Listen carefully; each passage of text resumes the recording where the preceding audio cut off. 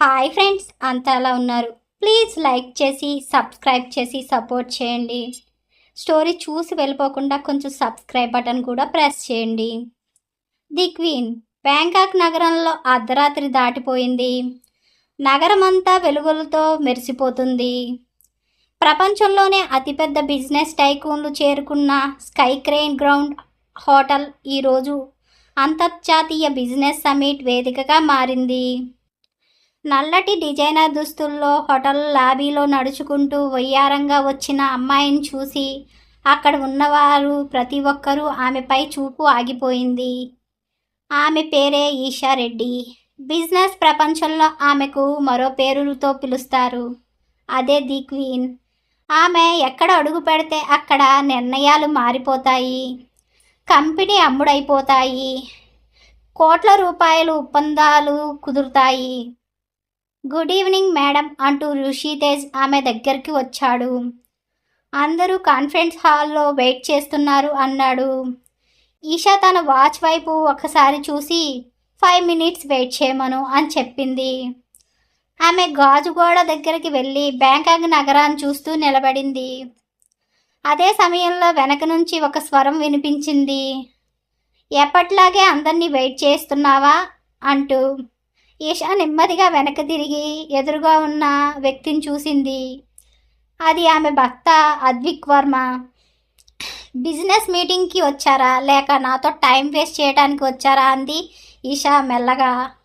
అద్విక్ చిన్నగా నవ్వాడు. డిన్నర్ కలిసి చేద్దామని వచ్చాను అన్నాడు. మన మధ్యన ఆ హక్కు ఎప్పుడో ముగిసిపోయింది అంది ఈషా. మన పెళ్ళి మాత్రం ముగియలేదు అన్నాడు అద్విక్ ప్రశాంతంగా. ఆ మాట గుర్తు చెయ్యకు అంది ఈషా. నువ్వు నా జీవితంలో తీసుకున్న తప్పుడు నిర్ణయం నేను తీసుకున్నది కాదు అంది ఆమె. ఆ మాటలు విన్న అద్విక్ మౌనంగా నిలబడిపోయాడు. అంతలో హడావిడిగా అక్కడికి పరిగెత్తుకుంటూ వచ్చాడు రిషితేజ్. మేడం, ఒక పెద్ద సమస్య వచ్చింది అన్నాడు. ఏమైంది అంది ఈషా. మన కంపెనీ సర్వర్లోకి ఎవరో లాగిన్ అయ్యారు, కానీ వాళ్ళు ఎవరో ఒక్క ఫైల్ మాత్రమే ఓపెన్ చేశారు. ఆ ఫైల్ ఏంటి అంది ఈషా. ఋషితేజ్ కొన్ని నిమిషాలు మౌనంగా నిలబడి ఆ ఫైల్ పేరు క్వీన్ అన్నాడు. ఆ పేరు వినగానే మొదటి క్షణం నిశ్శబ్దంగా నిలబడిపోయింది. ఎందుకంటే ఆ ఫైల్ గురించి ప్రపంచంలో తెలిసింది పట్టింపు ఉన్నది ఇద్దరికే. ఒకటి ఈషా, మరొకరు ఇప్పుడు బ్రతికి కూడా లేని వ్యక్తి. ఋషితేజ్ చెప్పిన మాటలతో అక్కడ ఒక్కసారిగా నిశ్శబ్దం అలుముకుంది. ఈషా మెల్లగా అడిగింది, క్వీన్ ఫైలా అని. అవును మేడం, కానీ విచిత్రమైన విషయం ఏమిటంటే ఆ ఫైల్ను ఎవరూ కాపీ చేయలేదు, ఎవరూ డౌన్లోడ్ చేయలేదు. కేవలం ఓపెన్ చేసిన 5 నిమిషాలు చూసి మళ్ళీ క్లోజ్ చేశారు అన్నాడు ఋషితేజ్. ఈషా ఒక్క మాట కూడా మాట్లాడలేదు. వెంటనే కాన్ఫరెన్స్ హాల్లోకి వెళ్లకుండా సర్వర్ రూమ్ వైపు నడిచింది. ఆమె వెనకాలే అద్విక్, ఋషితేజ్ కూడా వెళ్ళారు. సైబర్ టీంను మొత్తం అలర్ట్ చేసి అక్కడ స్క్రీన్పై చూస్తూ ఉంది. అక్కడ 1000 కోట్ల ఒప్పందం కొనసాగాలంటే ఇప్పుడు మీరు 24 అవర్స్లో సెక్యూరిటీని తప్పనిసరిగా పెట్టాలి అని అక్కడ ఉన్న ఇన్వెస్టర్ ఒక అతను సలహా ఇచ్చాడు. ఈషా వెంటనే తల అడ్డంగా ఊపింది.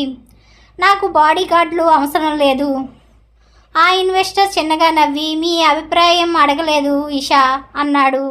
మిమ్మల్ని కాపాడాలంటే ఒక్కరే వ్యక్తి ఉన్నాడు, అతను విక్రమ్. కానీ ఒక సమస్య ఉంది, అతను డబ్బు కోసం పని చేయడు, కేసు నచ్చితేనే వస్తాడు. అలా సమయం గడిచింది. రాత్రి 11 గంటలు దాటిపోయింది. హోటల్ 68వ అంతస్తులో తన సూట్ ముందు అద్విక్ కొద్దిసేపు నిశ్శబ్దంగా నిలబడి ఉన్నాడు.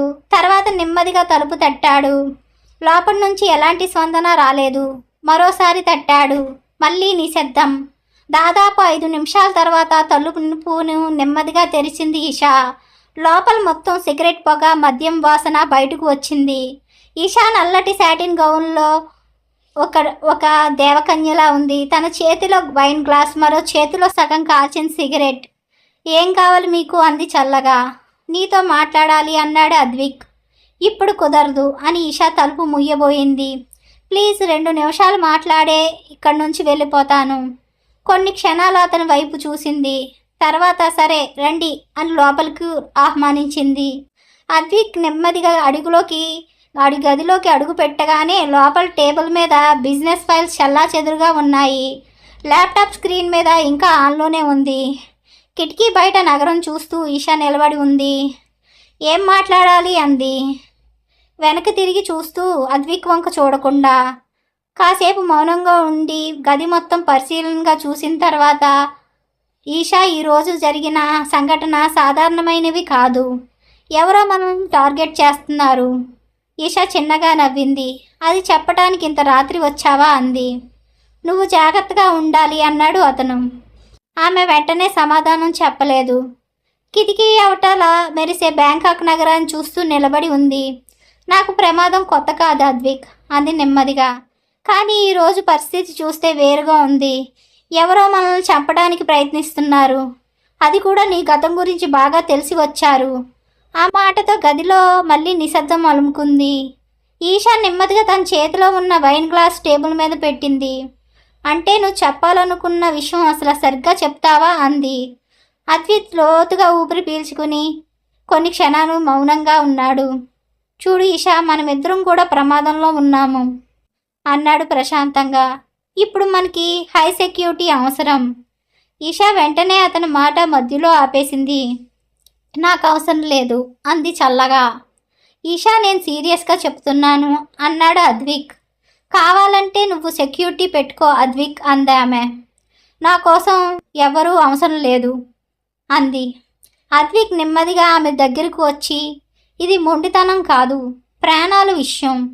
నువ్వు ఇది ఒప్పుకోవలసిందే అన్నాడు. ఈషా అతని వైపు తిరిగి, నా ప్రాణాల గురించి నిర్ణయం తీసుకునే హక్కు అధికారం ఎవరికీ లేదు.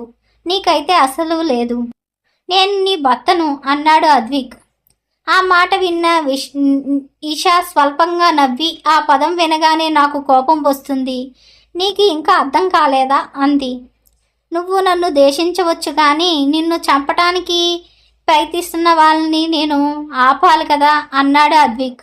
నన్ను కాపాడాలని ప్రయత్నించుకు అంది ఈషా. నాకు ఎవ్వరి రక్షణ అక్కర్లేదు అంటూ తలుపు వైపు చూసింది. ఇప్పుడు నువ్వు వెళ్ళవచ్చు అంది. తర్వాత రోజు రాత్రి ప్రపంచంలో అత్యంత విలాసమైన స్కై క్రేన్ ఇంపోరియల్ ప్యాలెస్ వెలుతురులో మెరిసిపోతుంది. అక్కడ ప్రపంచంలో అత్యంత ధనవంతులైన బిజినెస్ కుటుంబాలు, టెక్ దిగ్గజాలు, గ్లోబల్ ఇన్వెస్ట్మెంట్స్ అందరూ ఒకే చోటికి చేరారు. 100 కోట్ల డీల్స్, 1000 కోట్ల ఒప్పందాలు ఒక్క రాత్రిలోనే నిర్ణయం జరిగే పార్టీ అది. నల్లటి లగ్జరీ కారులో ఇషా, అద్విక్ కలిసి హోటల్ ముందు ఆగారు. రెడ్ కార్పెట్ అడుగులు వేసుకుంటూ వందలాది కెమెరాల ముందు నడుస్తున్నారు. ఫ్లాష్ లైట్లు ఆగట్లేదు. ఈషా మాత్రం ఎవరి వైపు చూడకుండా నేరుగా లోపలికి నడిచింది. అద్విక్ కూడా నిశ్శబ్దంగా ఆమెను ఫాలో అయ్యాడు. మిసెస్ ఈషా అంటూ ఒక వ్యక్తి చిరునవ్వుతో ముందుకు వచ్చాడు. అతనే విరాజ్ కపూర్, ఆసియాలోనే పెద్ద ఎనర్జీ గ్రూప్ అధినేత. అతను పక్కన నిలబడి ఉన్నది అతని భార్య నివేదిత కపూర్, ప్రపంచంలోనే లగ్జరీ బ్రాండ్లు నడిపే బిజినెస్ ఉమెన్. చివరికి నిన్ను కలిశామంటూ నివేదిక ఇషితాతో హ్యాండ్షేక్ చేసింది. యూరప్ ప్రాజెక్ట్ గురించి మాట్లాడాలి అంది. కొద్దిసేపు నలుగురు ఒక ప్రైవేట్ లాడ్జ్లో కూర్చున్నారు. 12,000 కోట్ల రూపాయలు జాయింట్ వెంచర్ గురించి చర్చ మొదలైంది. ప్రతి మాట, ప్రతి సంతకం ప్రపంచ మార్కెట్లు మార్చే స్థాయిలో ఉంది. అప్పుడే విరాజ్ ఒకసారి మాట్లాడటం ఆపేశాడు. అతని చూపు గాజుగోడ అవతల నిలబడి ఉన్న వ్యక్తిపై పడింది. అతను ఇక్కడికి ఎలా వచ్చాడు అని మెల్లగా అన్నాడు. ఆ మాట విన్న వెంటనే నివేదిక ముఖంలో రంగులు మారాయి. ఈషా కూడా వెనక్కి తిరిగి చూసింది. కానీ అక్కడ చేరేసరికి ఆ వ్యక్తి కనిపించలేదు. ఆ సమయంలో ఈషా ఫోన్ వైబ్రేట్ అయ్యింది. స్క్రీన్పై ఒక మెసేజ్ వచ్చింది, వెల్కమ్ టు ద గేమ్ అని. ఈషా ఆ మెసేజ్ నిశ్శబ్దంగా డిలీట్ చేసింది. కానీ ఎవరికీ తెలియకుండా పార్టీ హాల్లో 2వ అంతస్తు నుంచి ఎవరో బైక్యూలర్తో ఆమెను ప్రతి కదలకును గమనిస్తున్నారు. అతని పెదవులపై చిన్న నవ్వు కనిపిస్తుంది. ఇంకా ఆట మొదలు కాలేదు అని మెల్లగా అతనిలో అతనే చెప్పుకుని చీకట్లో కలిసిపోయాడు. మరి ఎంత ఇంట్రెస్టింగ్గా ఉండే ఈ స్టోరీ చూడాలంటే ప్లీజ్ డూ సబ్స్క్రైబ్.